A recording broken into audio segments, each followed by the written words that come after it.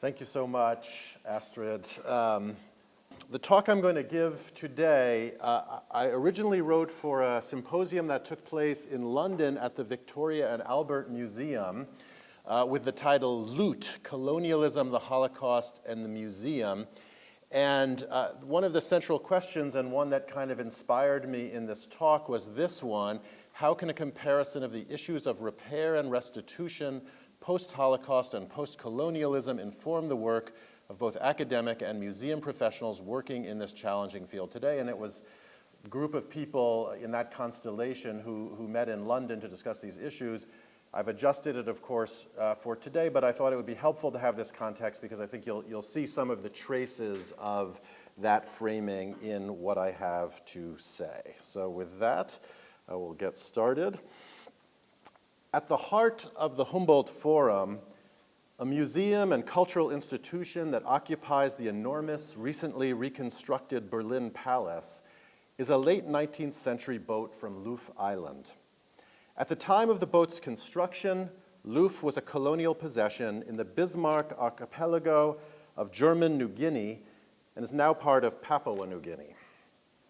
Considered one of the jewels of the Humboldt Forum's collection, the 15-meter-long boat was originally acquired under uncertain circumstances by a German trader, Max Thiel, on behalf of his uncle, Eduard Hernsheim, who sold it to the Berlin Ethnological Museum in 1903. The beautifully ornamented canoe, apparently built for ceremonial purposes and not trade or warfare as many other such boats would have been, is so large that it required special engineering to be transferred to the Humboldt Forum. On May 29, 2018, 3 years before the museum eventually opened, the boat was carefully packed up and transported in the night from the Ethnological Museum in the suburban neighborhood of Dahlem to the museum island in the center of the city, where it was placed at the hub of the new construction. The celebratory press release written for the occasion announced, "A South Seas boat floats into the Humboldt Forum."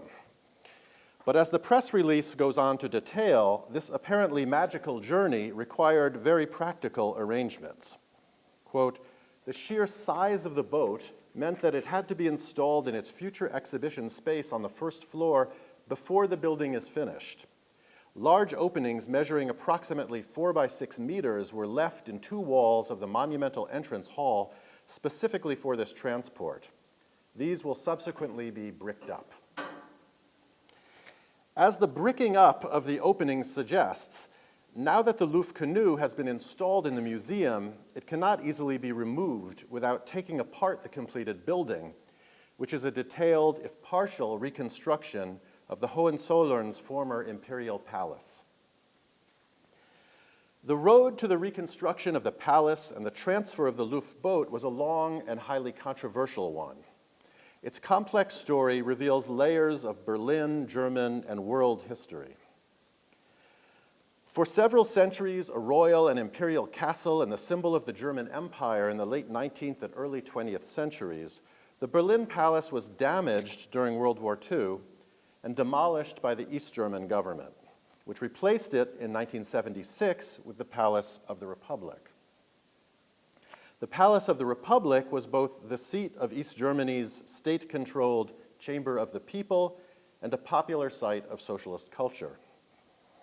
After unification in 1990, the Federal Republic tore down the Palace of the Republic in turn, and a long debate ensued about a proposal, ultimately taken up, to rebuild the former imperial castle.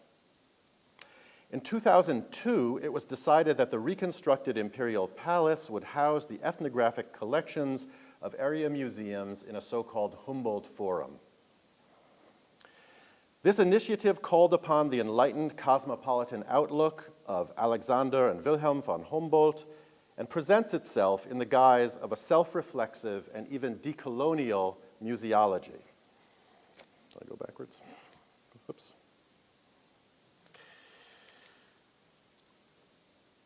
Yet, although the Humboldt Forum was imagined as a site for reflecting critically on Germany's relationship to the world, controversy has stalked it from the beginning, because its holdings have included many examples of looted art and human remains from the colonized world, because the forum's dominant self-other framing strikes critics as maintaining a Eurocentric outlook, and because the 680 million euro reconstruction was funded in part by conservative and far-right donors, some of whom have remained anonymous. For many years, activist campaigns such as No Humboldt 21 tirelessly contested the reconstruction of the palace and the establishment of the Humboldt Forum. Despite the controversy, however, the reconstruction was completed and the Humboldt Forum opened virtually in late 2020 in the midst of the coronavirus pandemic. The forum opened to the public in July 2021, and its ethnographic holdings became available for viewing in September of that year. Acquired under suspicious circumstances, held in possession of German museums for over a century, and now locked inside one of the largest and most controversial museums to emerge in recent years, the Luftboot could not be a more perfect metaphor for the carceral nature of ethnological museums, for the ongoing impact of colonial legacies, and for the ideological and practical challenges to the effort of finding adequate forms of restitution and repair for colonial era loot. But it is also even more than that. An overdetermined example, if ever there was one, the Grand Canoe, its new location in the Humboldt Forum, and the discourse around the boat and the forum more generally, bring into view intersecting layers of history and difficult questions about violence, genocide, historical responsibility, and cultural memory that are central to contemporary reckonings in and beyond museums. Although it is not immediately obvious, I think the case of the Luftboot and the Humboldt Forum can help us reflect on questions concerning comparison that have been at the center of recent debates about restitution and repair on the one hand, and memory culture on the other. In both of those distinct yet overlapping arenas, the relation between post-Holocaust and post-colonial reckoning has been central. Museum scholars and practitioners have asked how lessons learned from struggles for restitution of stolen Jewish property can help illuminate varied cases of colonial looting. Meanwhile, at roughly the same moment, scholars, journalists, and memory activists have been debating, sometimes quite acrimoniously, how the lessons of coming to terms with the Holocaust and National Socialism might provide a point of comparison and connection for the belated confrontation with European colonialism. One of the lessons of the German context upon which I will primarily focus tonight is that comparison does not represent a neutral terrain on which to link the Holocaust and colonialism. To the contrary, what I call comparison controversies have proliferated globally in recent years, both before and after October 7th and the Gaza War, a time when Holocaust analogies have been rife. In German memory culture, where the idea of bringing together the Holocaust and colonialism is hotly disputed and subject to potential sanction, historical comparisons have received particular scrutiny, as I will make clear. In this evening's talk, I will begin by describing the rancorous debates about comparative memory culture that have riled the German public sphere in recent years. Having established this context of comparison controversy, I will return to the Humboldt Forum and the Luftboot as a way of demonstrating the unavoidable nature of comparative questions when the topic is violence and restitution. In a third section, I will suggest that a particular approach to historical and political responsibility based on what I call implicated subjects can help ground a comparative approach to post-Holocaust and post-colonial reckonings with political violence. In the brief conclusion, I will argue that this approach is also useful for addressing implicated institutions, and I will propose that such institutions call out for serious consideration by scholars and museum practitioners of what it means to dwell in the master's house.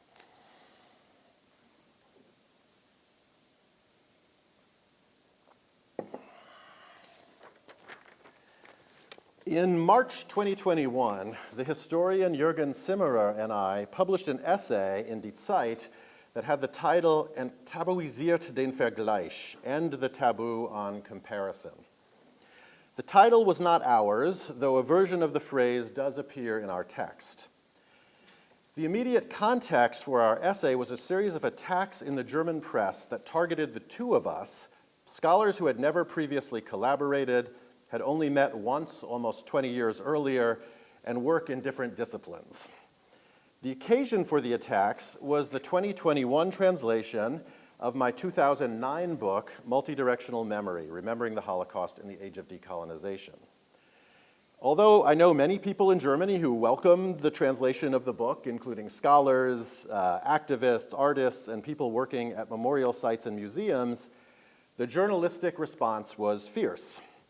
In prominent conservative newspapers like the Frankfurter Allgemeine and Die Welt, but also in some left-wing venues such as the Taz, I was accused of relativizing the Holocaust because I consider remembrance of the Holocaust alongside that of slavery and colonialism and in relation to ongoing processes of decolonization.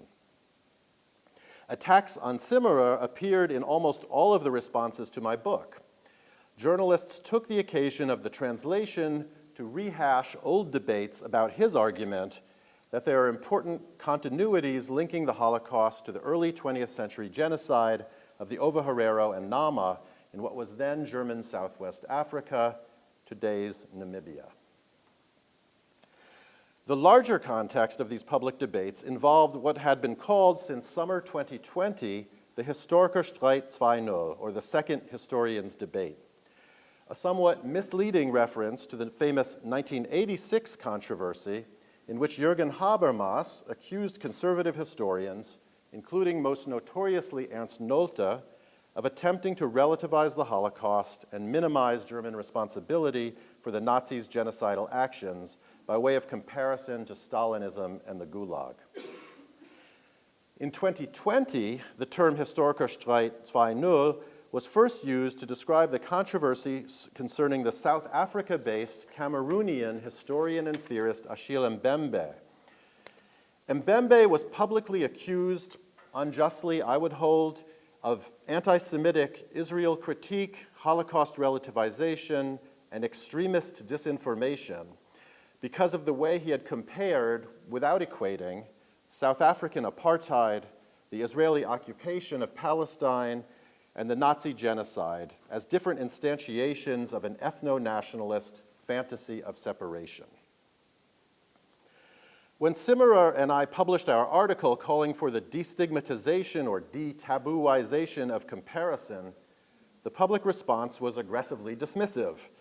The same figures who had been attacking my multidirectional approach to memory and Simmerer's comparative approach to history now told us that there were actually no strictures on comparison after all. For instance, the prominent Holocaust historian Sibylle Steinbacher castigated Simmerer and me by saying straightforwardly, there simply is no taboo on comparison. In contrast, when I described our essay to colleagues outside Germany, the response was the diametrical opposite. Of course there's a taboo on comparison, everyone said, as if it were the most obvious thing in the world. Since October 7th, 2023, comparisons involving Israel-Palestine and the Holocaust have been the most contested and sanctioned in Germany, as Masha Gessen and very recently Omri Bohm and others can attest. This is true not least because of the dominance of the International Holocaust Remembrance Alliance's working definition of anti-Semitism, which explicitly describes drawing comparisons of contemporary Israeli policy to that of the Nazis as anti-Semitic. However, the question of colonialism-Holocaust comparisons remains central to German controversies. Just over a year ago, in early 2024, the Office of Claudia Roth, the, I guess now former Federal Commissioner for Culture and Media, released the draft of a new concept paper meant to provide a framework for national memory culture. Roth's proposal to supplement the traditional pillars of Holocaust and GDR commemoration with commemoration of colonialism, migration, and democracy caused a huge public debate, with the directors of National Socialist era memory sites pushing back against the proposed expansion of memory culture.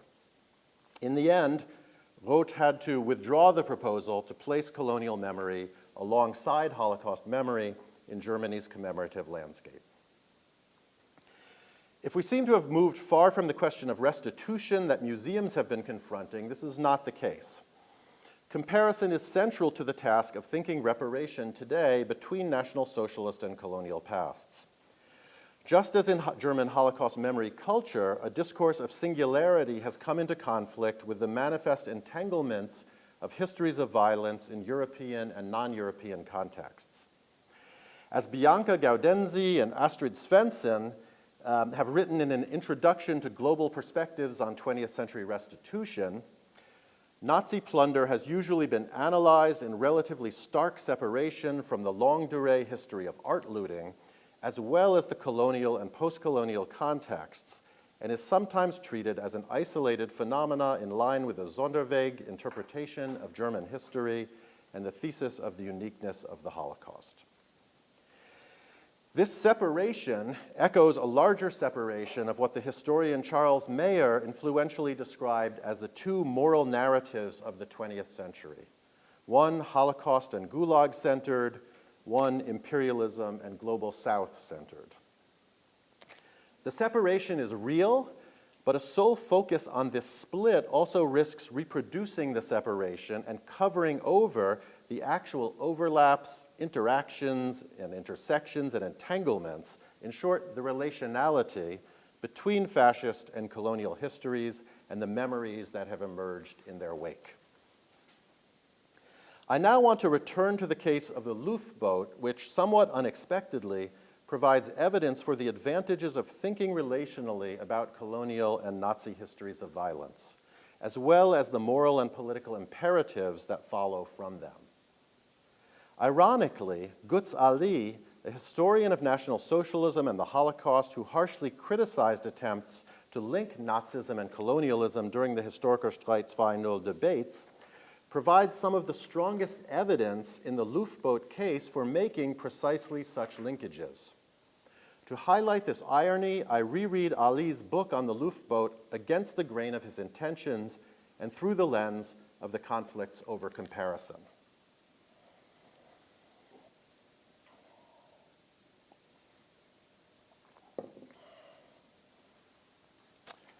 In the press release announcing the Luftboat's move into the Humboldt Forum in 2018, Hermann Pratzinger, a founding director of the Humboldt Forum, describes the boat as one of the icons of the Ethnologisches Museum that will help make the Humboldt Forum a place where the world can be better understood.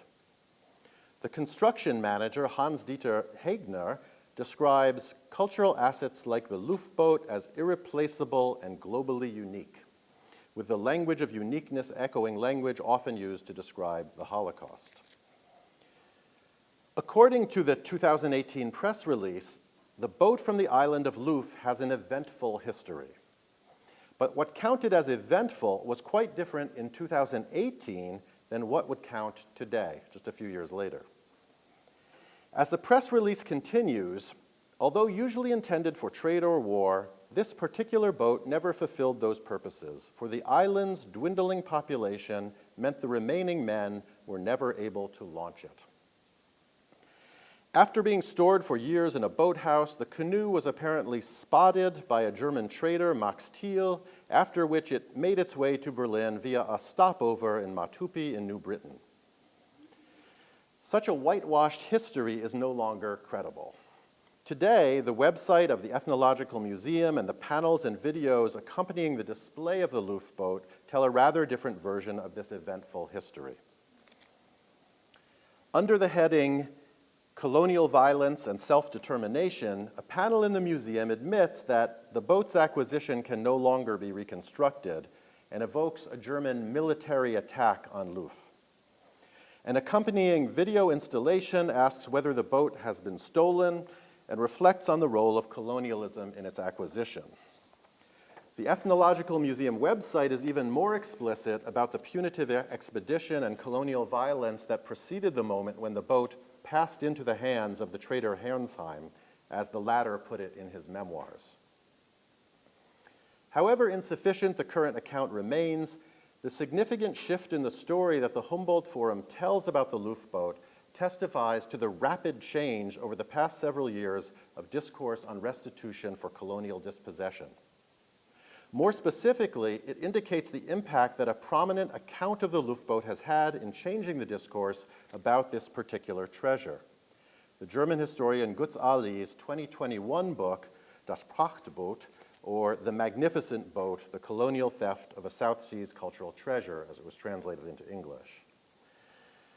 Although Ali does not claim to have solved the riddle of how exactly the canoe was obtained by Thiel and Herrnsheim, he builds a strong circumstantial case by describing in great detail the conditions of violence that obtained under German colonialism in the South Seas.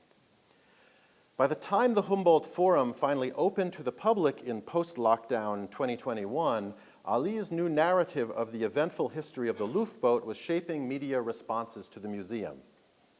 A skeptical article in the Taz, for instance, described a pre-opening visit by journalists who peppered the hapless curators with questions about the colonial origins of the displays. Under the ironic title, So ein schönes Boot, such a beautiful boat, the Taz reports how helpless the curators appear in the face of Ali's account as they fiercely defend their sinecures and try to maintain the story of the boat's lawful acquisition. Indeed, Ali's book not only casts doubt on self-serving narratives of lawful acquisition, but also powerfully lays out a damning indictment of the extremely destructive nature of German colonialism in Oceania. In establishing the context of the creation and then expropriation of the magnificent boat, Ali evokes the way Luft society was, quote, driven to ruin by 30 years of lethal military raids, deportations of its members into slavery, imported diseases, and pitiless economic commercialization, which were all part of colonialism. Of particular importance was a punitive expedition undertaken in 1882 with the participation of 2 ships from the German Imperial Navy. Upon request from Herrnsheim, who had witnessed an effective British punitive raid several years earlier, Chancellor Otto von Bismarck dispatched a Navy commando charged with meting out quick and effective punishment upon the natives, as Ali reports. The official report on the expedition notes the destruction of 67 intact houses and 54 boats, and Ali estimates that probably only 50 of what had been 300 to 400 residents of the island had survived the punitive expedition.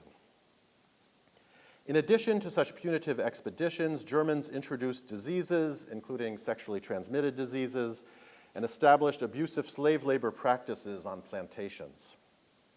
All of these factors led to a catastrophic decline in the population of the region and provided a context in which, as Ali puts it, European conquerors grifted, sought out, or simply stole hundreds of thousands of items, skeletons and skulls, butterflies, dead and live rhinoceroses, birds of paradise, carvings, sacred and everyday articles, unquote, and of course, the Luftboat itself. The story of conquest and looting on Luft and in the German protectorate in New Guinea echoes wider patterns of European colonialism. We see this also in the particular way that some contemporaries explained the decimation they were seeing and causing, a manner of seeing that has left traces in the present. For example, Otto Dempwolf, who was part of a team researching malaria in the Bismarck Archipelago, gave a lecture in Berlin upon his return titled On People Going Extinct, in which he ascribed the population decline to the, quote, voluntary self-destruction of a people in the wake of the conscious extinguishing of their will to live, von Dempwolf. Dempwolf later served as a military doctor in the war against the Herero people in German Southwest Africa. Guido Karschner, the captain of the 1882 punitive expedition, claimed that, quote, all natives of the Hermits, the atoll where Luft was found, had decided to kill themselves once they could no longer see a way out.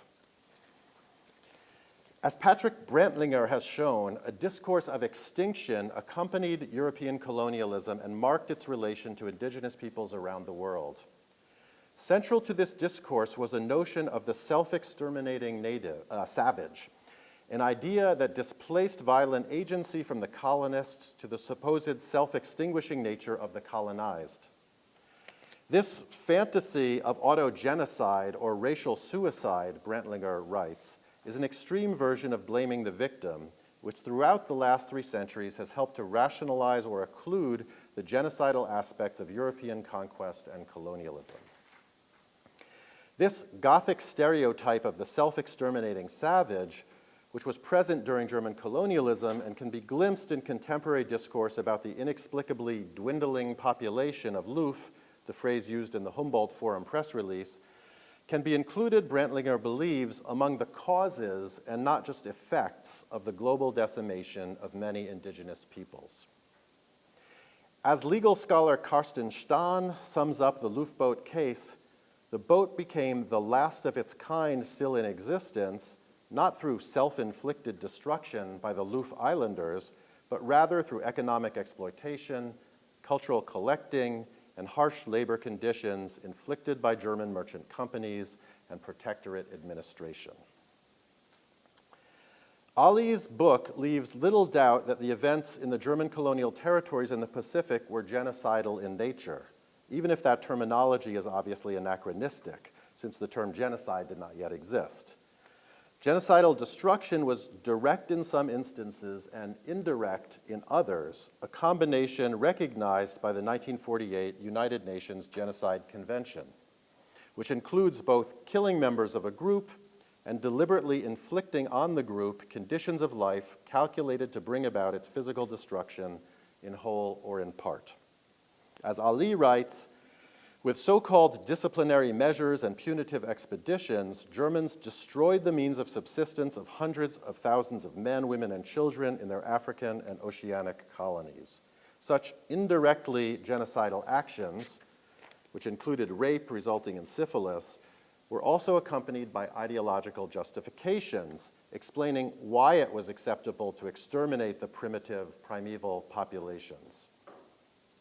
Prominent among those justifications were, of course, racial theories that divided humanity into superior and inferior groups. Genocidal actions and ideologies were not accidental accompaniments to the collection of loot such as the Luf boat. They were the immediate context and causal nexus in which such looting took place. It is increasingly accepted today among scholars that Germany committed not just the most extreme genocide of the 20th century, the Holocaust, but also the first genocide of the 20th century, the devastation of the Ovaherero and Nama in today's Namibia, not to mention a large-scale massacre of tens of thousands in East Africa during the Maji-Maji uprisings at the same moment. Ali's book helps us to see that this tradition of mass violence also predates the 20th century and was central to colonial acquisitions in German New Guinea. While certainly none of these different episodes of violence is identical with the others in inspiration, scale, or method, growing knowledge of the violence endemic to Germany's short colonial regime of 1884 to 1918, which was 2 decades longer, it must be said, than Hitler's Third Reich, inevitably raises questions about continuities between colonialism and Nazism that, as we've seen, remain highly controversial. The story of the Luf boat that Ali tells helps illuminate not only debates about colonial loot, violence, and restitution, but also the parallel debates about how to think Germany's histories of violence comparatively. Not only was the violence in and around German colonial possessions genocidal in nature, that violence also bears witness to ideological and material links between colonialism and the later Nazi genocide, which itself took place in part within the context of the imperial conquest of Eastern Europe. In addition to cultural belongings, Germans in the South Seas also delivered skulls to European institutions.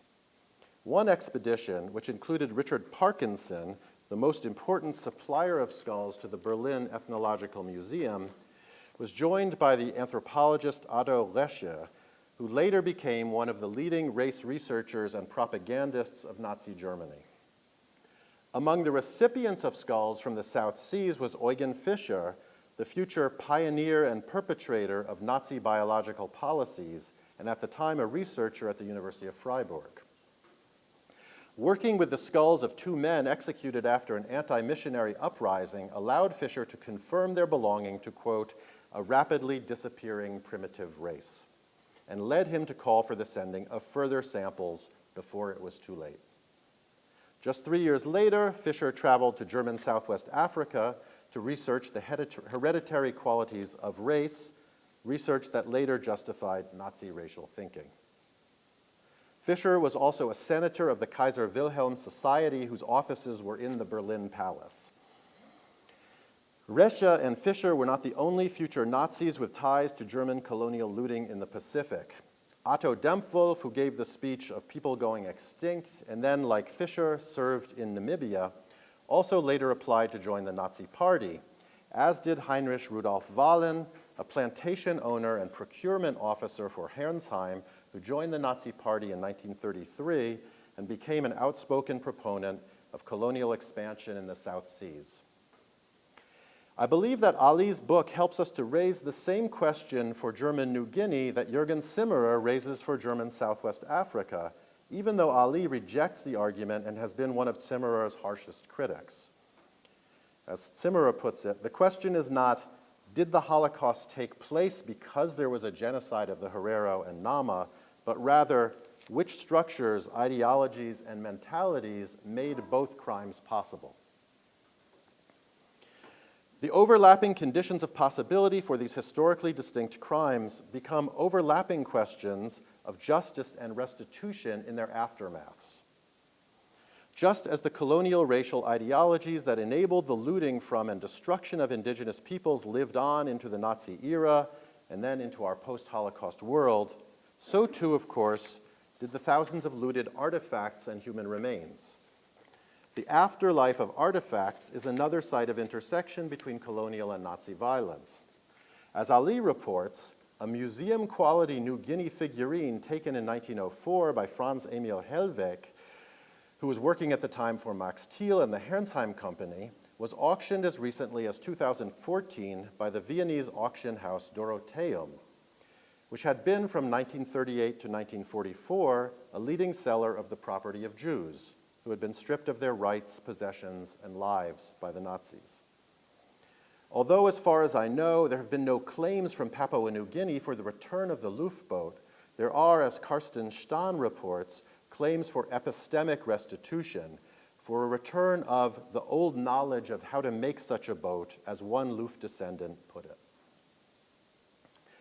The fully contextualized story of the Luftboat, especially as narrated by Ali, allows us to draw lines of connection across decades of globally dispersed examples of racial thinking, racial violence, and colonial and National Socialist looting, and to connect those histories to contemporary questions of restitution and cultural memory.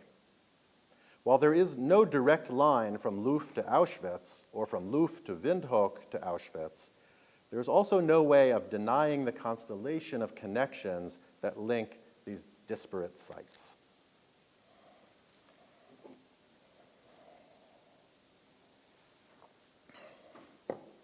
There's one more line of connection I would like to sketch from colonialism to the Holocaust that Ali's book helps us to see. Let me sip of water. Ali's entire study of the Luftboat is framed by an autobiographical link. In the opening paragraph of the first chapter, titled "The Scene of the Crime," Ali writes, "For quite some time, the Bismarck archipelago has been on my radar screen as a historian. The reason is that my great-granduncle, Gottlob Johannes Ali, served in the Imperial German Navy as a chaplain and took part in the colonial subjugation of the archipelago in the 1880s. One of the islands was in fact named after him. I knew this even as a child, but like most of his countrymen, Pastor Ali didn't talk about conquering or subjugating, At most, he might refer to occupying, but usually he spoke of civilizing, missionizing, and protecting. Ali explicitly connects this story of his great-granduncle to his motivation for writing about the Luftboat. In the 1970s, my family and I enjoyed the South Seas section of the Ethnological Museum near our home in West Berlin. But it was Gottlob Johannes Ali, my ancestor, who first made me question how this splendid sea vessel got to the city and what became of the people who built it. As the historian Ali will discover, his ancestor was witness to a punitive expedition in the South Seas that took place just a couple of years after the expedition on the island of Luf. What is striking about Ali's narration is how closely it resembles stories about coming to terms with Nazi ancestors and Nazi history in post-war Germany.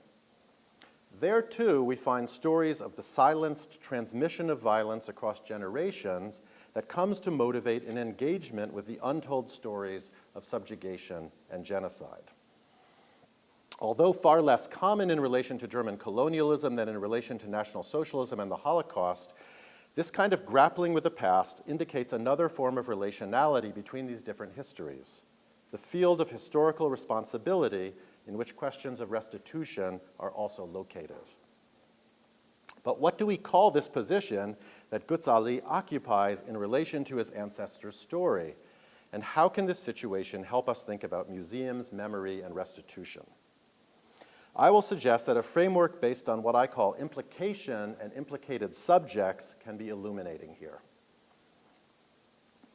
In The Guilt of Nations, Restitution and Negotiating Historical Injustices, a path-breaking book from the year 2000, Elazar Barkan announced the emergence of a potentially new international morality based on the sudden appearance of restitution cases all over the world.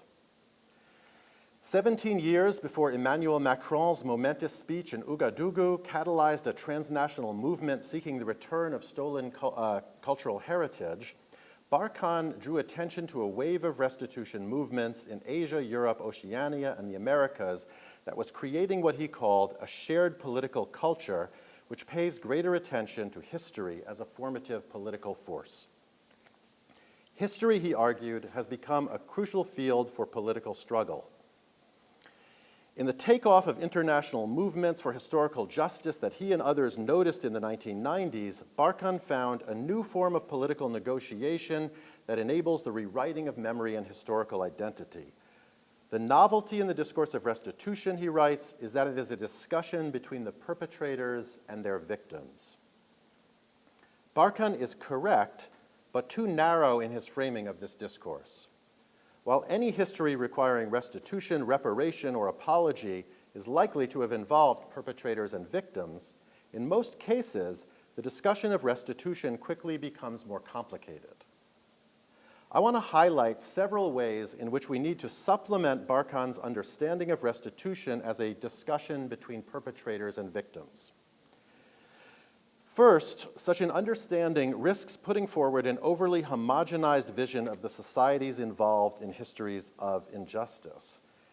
The societies responsible for historical wrongs will always include members who were not active perpetrators, but who nonetheless benefited from human rights abuses or avoided intervening or resisting injustice when they had the opportunity.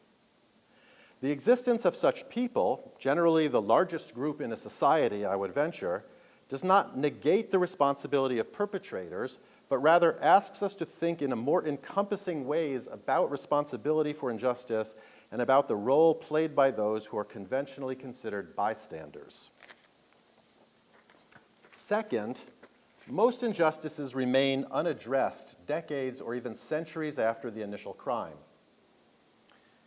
Even though a reparations agreement between West Germany and representatives of Israel and diaspora Jewish communities were reached less than a decade after the end of the war, the case of Holocaust restitution remains contested 80 years after the liberation of the camps, and that's true in Germany. Just in the last few months, there have been issues about this.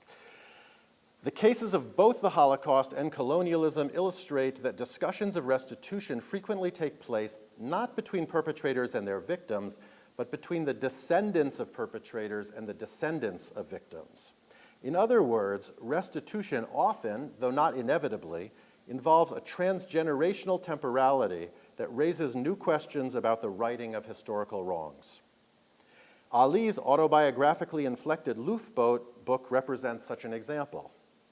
As with the first complication, the point is not to enable skepticism about the need for redress, but rather to stimulate reflection on how to conceive restitution beyond the lifespan of perpetrators and victims, and thus over generations. The combination of the first two complications leads to a third observation. Along with generational changes, most societies will be transformed demographically by migrations that pluralize the collective in whose name historical crimes were committed. For example, migrants to Germany in the post-war era may accrue forms of responsibility for the Holocaust and the National Socialist past, even if they have no genealogical connection to the events, and even though they are marginalized from mainstream conceptions of national belonging.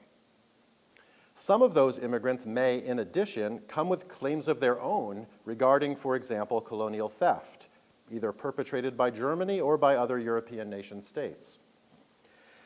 The issues here concern the relation of restitution to citizenship and social diversity.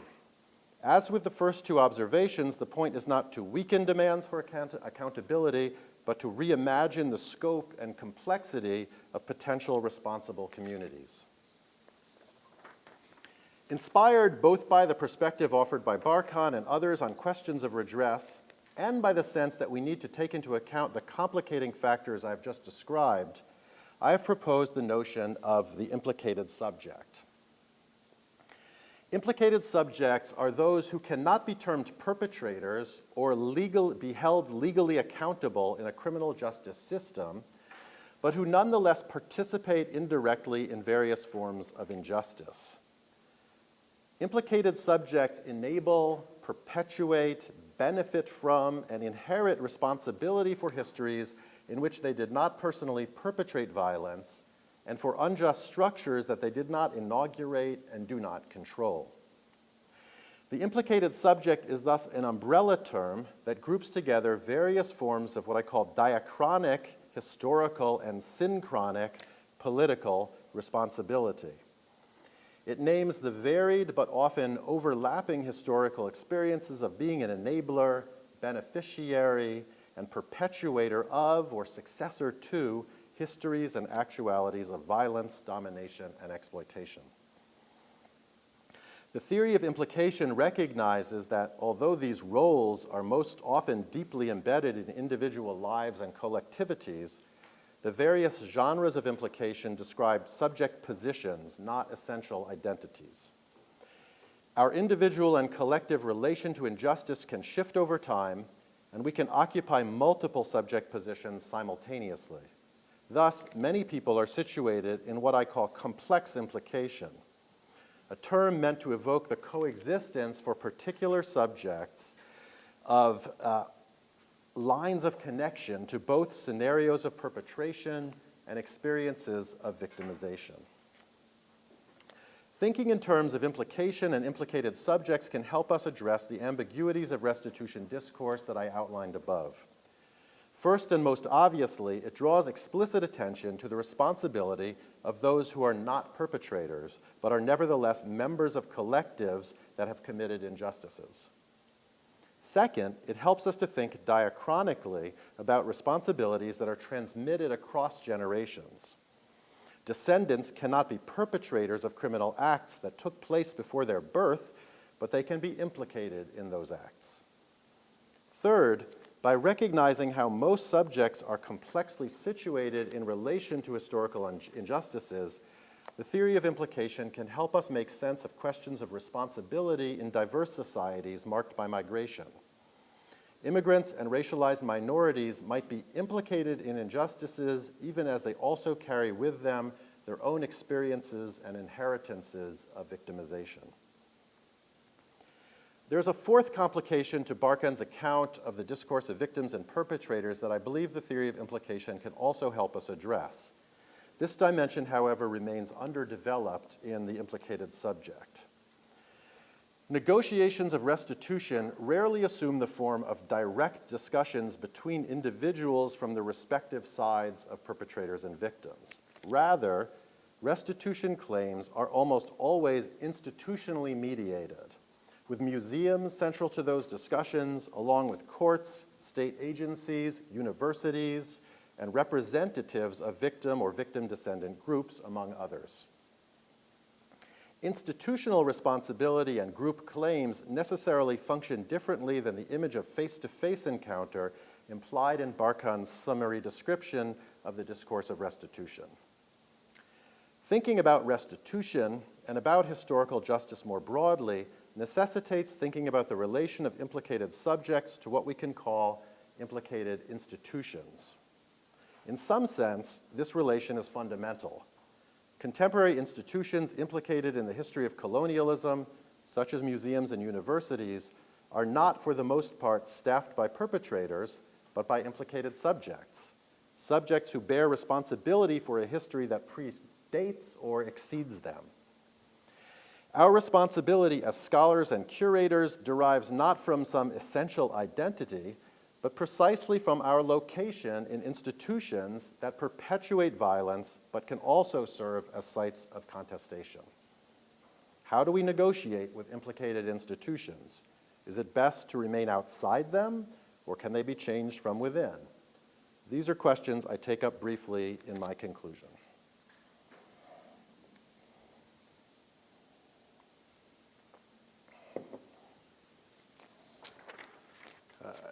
In the afterword to his agenda-setting book, The Brutish Museums, Dan Hicks quotes a protest leaflet from the Rhode Island School of Design, RISD, a prominent art academy, which calls for the return of a Benin sculpture held in the school museum's collection.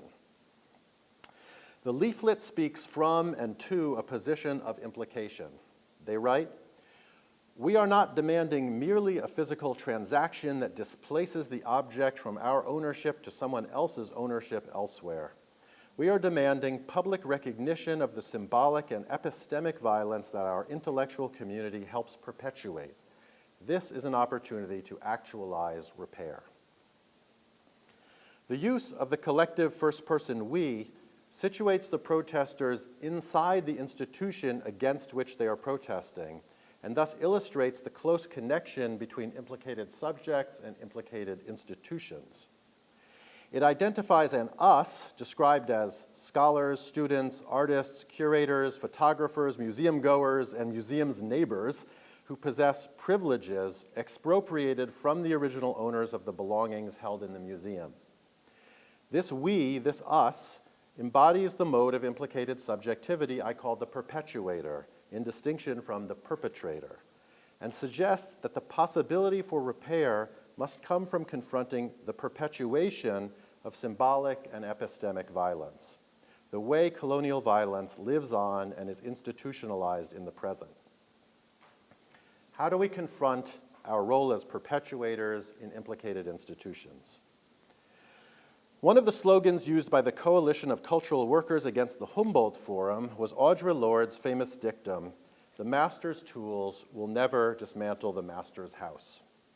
This dictum, which comes up frequently in the context of restitution debates, also serves as the epigraph of the final chapter of Stahn's Confronting Colonial Objects, where he concludes that confronting cultural colonial injustices requires new methodologies and reforms which are not yet part of the toolbox of the master's house. Similarly, Hicks, in the conclusion to his book, asks if it will be possible for the negative framework of the brutish museums to be melted away, to leave something new, not a return to form, but something multiplied, recast from diverse materials. There is wide consensus on the need for something new, a new relational ethics, as Felwine Sarr and Bénédicte Savoy famously put it in their report on the restitution of African cultural heritage. Such a new ethics cannot attempt to use strategic acts of restitution to wipe the slate clean or return to some originary state.